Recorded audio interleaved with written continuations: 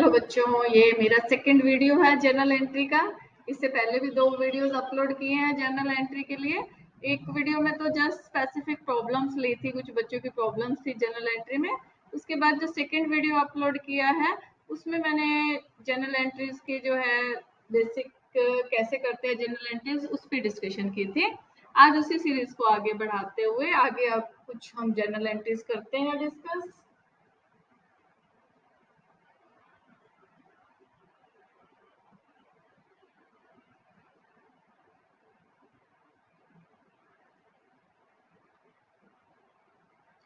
थोड़ी सी रिवीजन ले लेते हैं, just quick revision. Started business with cash, cash account debit to capital account. Started business with cash, cash account debit to capital account. Being business started with cash, ये इसकी narration हो जाएगी। Next, purchase goods, purchases account debit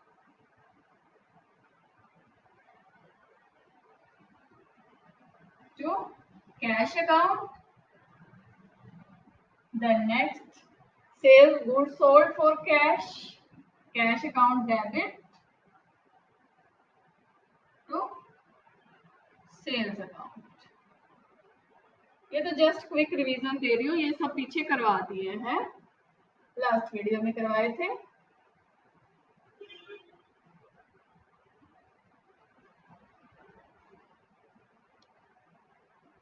जैसे भी time मिलता है मैं आप लोगों के लिए वीडियोस अपलोड करती रहती हूँ।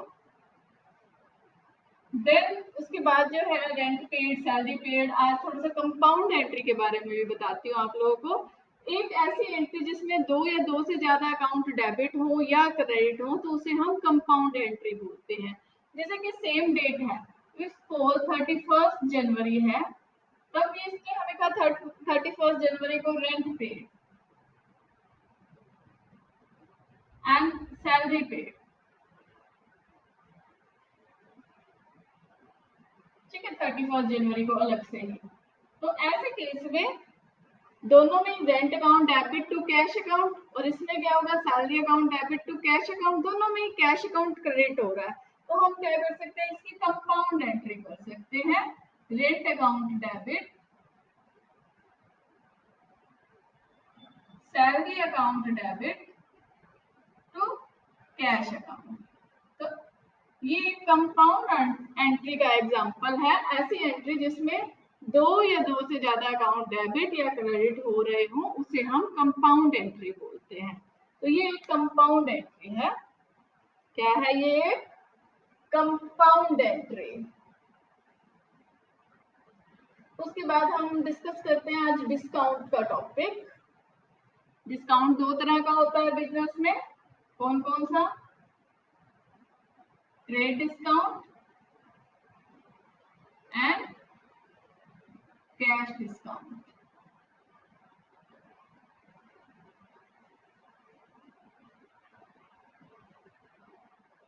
डिस्काउंट, ट्रेड डिस्काउंट है, कैश डिस्काउंट। ट्रेड डिस्काउंट, इसका पर्पस होता है सेल को बढ़ाना। ठीक है, सेल इंक्रीज करने के लिए जो डिस्काउंट दिया जाता है उसे हम बोलते हैं ट्रेड डिस्काउंट। और कैश डिस्काउंट देने का पर्पस होता है ताकि कैश की फटाफट से रिकवरी हो, जल्दी से कैश मिले। अगर हमने किसी को गुड्स सेल किए हैं, प्रॉम्प्ट पेमेंट, जल्दी से पेमेंट मिले, तो उसके लिए दिया जाता है कैश डिस्काउंट। तो जो ट्रेड डिस्काउंट है इसको हम बुक्स में दिखाएंगे या नहीं? Shown in books? नो, ये बुक्स में नहीं दिखाया जाता। ये लिस्ट प्राइस में से माइनस कर देते हैं, इसको हम बुक्स में शो नहीं करते।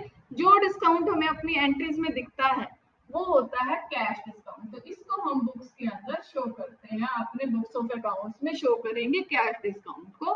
ट्रेड डिस्काउंट को हम बुक्स ऑफ अकाउंट में शो नहीं करते हैं। ठीक है, जैसे मैंने एंट्री करी cash account debit,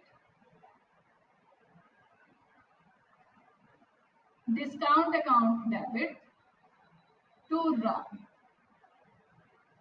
cash account debit, discount account debit to run. अब यहाँ पे डिस्काउंट दिख रहा है, तो ये कौन सा डिस्काउंट है? क्या ये ट्रेड डिस्काउंट है या कैश डिस्काउंट है?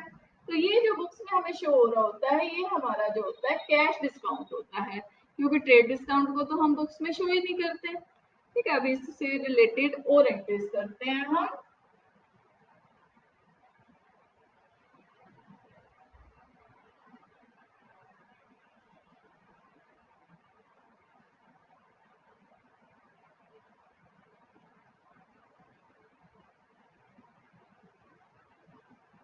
और ज्यादा क्लियर करते हैं इस कॉन्सेप्ट को। Suppose purchased goods from Ram for rupees 10,000 at 10% trade discount। इतना ही करते हैं। तो purchase goods from Ram for ₹10,000 at 10% trade discount. Trade discount पर गुड्स खरीदे हैं राम से, तो क्या एंट्री करेंगे हम? Purchases account debit to Ram.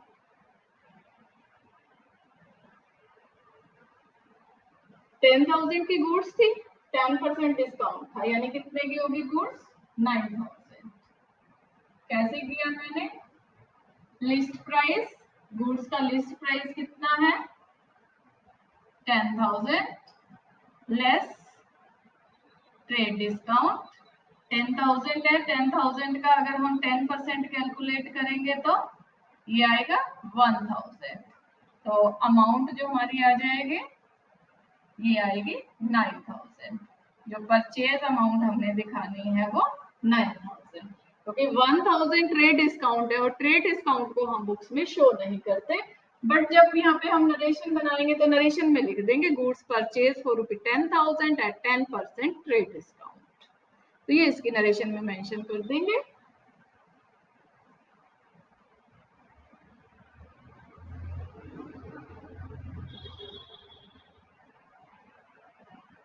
अभी इसी में आगे करते हैं। Purchase goods from Ram for ₹10,000 at 10% trade discount and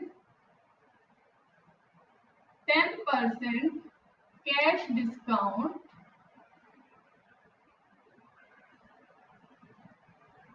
paid amount immediately. Amount हमने पे कर दी है, अमाउंट इमीडिएटली पे कर दिया, तो हमें 10% कैश डिस्काउंट भी मिला है उससे। तो हम क्या एंट्री करेंगे? Purchases account debit to cash account to discount received account being goods purchase and trade discount and cash discount availed। Goods purchase की and trade discount and cash discount avail किया हमने। अब इसकी अमाउंट कैसे हम calculate करें? तो पहले पीछे वाले में करा था हमने, परचेज तो हम 9,000 शो करेंगे। अब जो कैश डिस्काउंट है वो 9,000 के ऊपर हम कैलकुलेट करेंगे। तो 9,000 के ऊपर जब हम डिस्काउंट कैलकुलेट करेंगे तो 9,000 का 10% दिस विल बी 900। तो हमें पे कितने करने हैं? ठीक है, राम से मैंने गुड्स परचेज की 9,000 की, 10% ट्रेड डिस्काउंट, सॉरी 10,000 की गुड्स थी, 10% ट्रेड डिस्काउंट था, तो रहे 9,000। 10,000 का 10% 1,000 डिडक्ट करा, 9,000।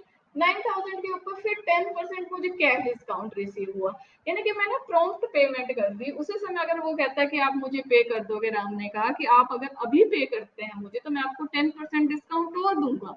मैंने कहा ठीक है, नो प्रॉब्लम, अभी ले लो आप पैसे। तो फिर कहता है अगर अभी आप दे रहे हो तो आप 10% और डिस्काउंट कट करके 900 और कट करके आप जो है मुझे 8,100 रुपीज दे दो। तो ये जो डिस्काउंट मिला है ये मैंने तुरंत पेमेंट करी है, प्रॉम्प्ट पेमेंट की है, इस वजह से मुझे ये डिस्काउंट रिसीव हुआ है और इस डिस्काउंट को मैं बुक्स में दिखाऊंगी। और वो जो 10% ट्रेड डिस्काउंट है वो तो अपनी सेल इंक्रीज करने के लिए सभी को देगा, चाहे वो उस समय पेमेंट करे या नहीं करे, इन फ्यूचर करे, कभी भी पेमेंट करे, तो ट्रेड डिस्काउंट सभी को मिलेगा। और कैश डिस्काउंट सिर्फ उन्हीं कस्टमर को रिसीव होता है या दिया जाता है जो प्रॉम्प्ट पेमेंट करते हैं।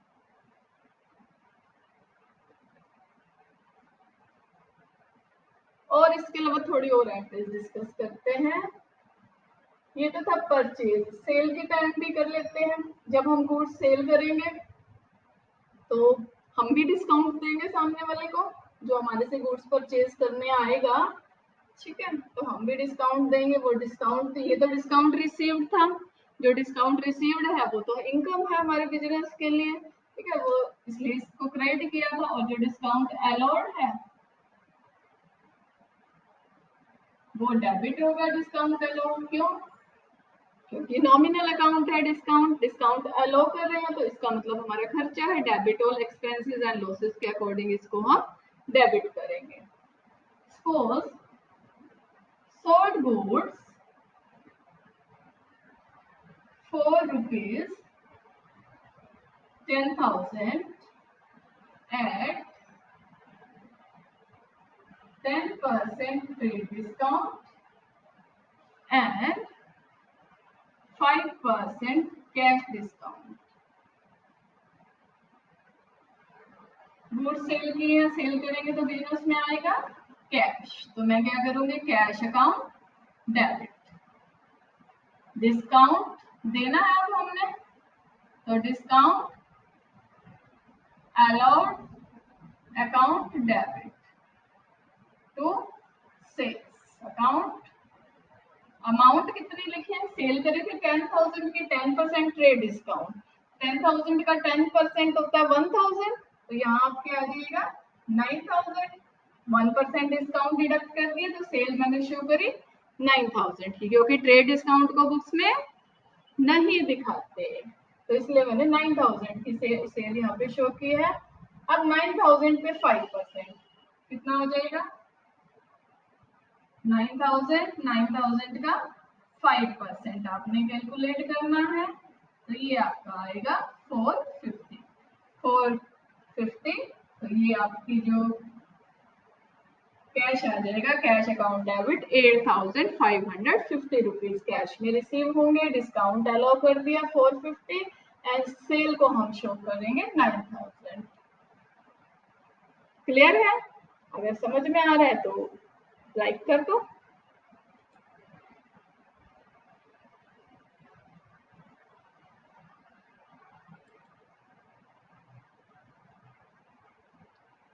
इनकी ही थोड़ी और प्रैक्टिस करते हैं हम। एक एंट्री और करवा देती हूँ आपको मैं, फिर नेक्स्ट टॉपिक पे चलेंगे। नेक्स्ट टॉपिक देखते हैं क्या होने वाला है। तो ये देखो, एक और बता देती हूँ, sold goods to Mohan at 10% trade discount. Mohan को गुड्स सेल किए हैं 10% ट्रेड डिस्काउंट पर, तो मोहन डेबिट, अमाउंट भी ले लेते हैं गुड्स की, रुपीज 10,000 की गुड्स है, कितने की है 10,000 रुपीज की। Mohan debit to sales account, क्या एंट्री करनी है, Mohan debit to sales account. Discount को मैंने बुक्स में नहीं दिखाया, क्यों? क्योंकि ये जो है ट्रेड डिस्काउंट है और ट्रेड डिस्काउंट को हम बुक्स में शो नहीं करते, तो इसलिए Mohan debit to sales account amount will be 9,000। Clear? तो नेक्स्ट टॉपिक की ओर मूव करते हैं। तो ये तो आपको मैंने बताया डिस्काउंट के बारे में कि ट्रेड डिस्काउंट और कैश डिस्काउंट क्या होता है। ट्रेड डिस्काउंट का पर्पस होता है सेल को एनहांस करना, सेल को इंक्रीज करना, और कैश डिस्काउंट का जो पर्पस होता है वो कैश की प्रॉम्प्ट पेमेंट रिसीव करना, कैश के सर्कुलेशन इंक्रीज करना बिजनेस पे। इसके बाद एक आता है इंश्योरेंस प्रीमियम।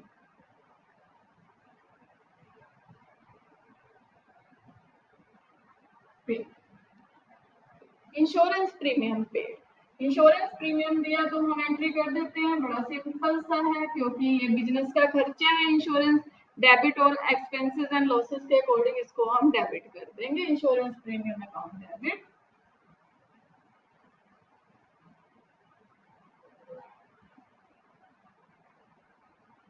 तो कैश अकाउंट जो भी अमाउंट होगी वो हम राइट कर देंगे। बट कभी कभी दिया होता है paid, insurance premium paid,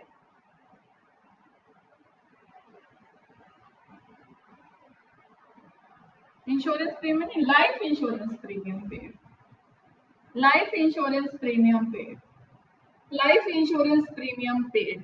तो लाइफ इंश्योरेंस प्रीमियम जो पे करते हैं, क्या वो बिजनेस का एक्सपेंस है? नहीं। लाइफ किसकी है?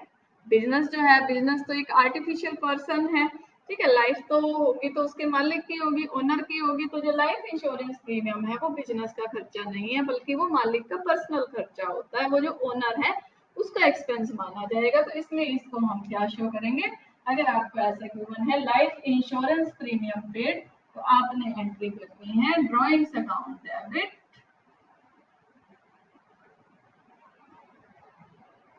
To cash account. Life insurance premium अगर पे किया हो तो drawings account debit to cash account.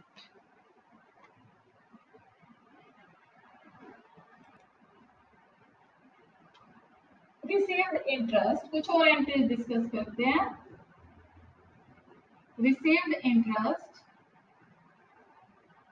Interest मिला तो क्या आएगा बिजनेस में? कैश। तो हम क्या डेबिट करेंगे? Cash account debit. कैश कौन सा अकाउंट है? Real account. That's why debit word comes in, debit word comes in. इसका रूल लग गया, cash account debit to interest account. Received commission,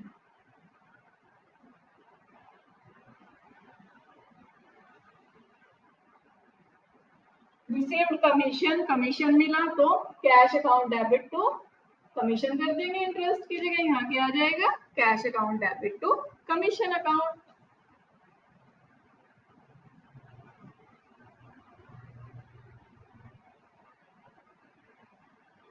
then कुछ ट्रांजेक्शन हम डिस्कस करते हैं बैंक के रिगार्डिंग। बैंक में मनी डिपॉजिट करवाई, money deposited into bank.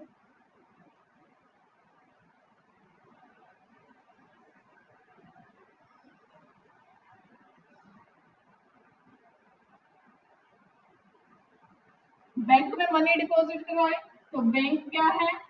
Personal account, bank account debit, debit the receiver. Rule के अकॉर्डिंग बैंक को हम क्या करेंगे? डेबिट कर देंगे। Bank account debit to cash account, and cash is a real account.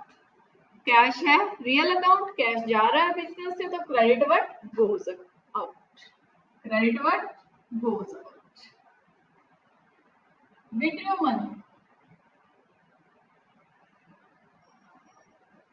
From bank,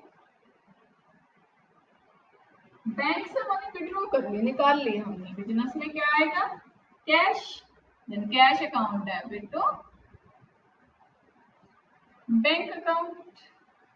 bank giver है यहाँ पर, इस केस में बैंक मनी देने वाला है, तो क्रेडिट द गिवर रूल के अकॉर्डिंग बैंक को क्रेडिट कर दिया, और बिजनेस में कैश आ रहा है इसलिए कैश अकाउंट को डेबिट कर दिया, cash account debit to bank account.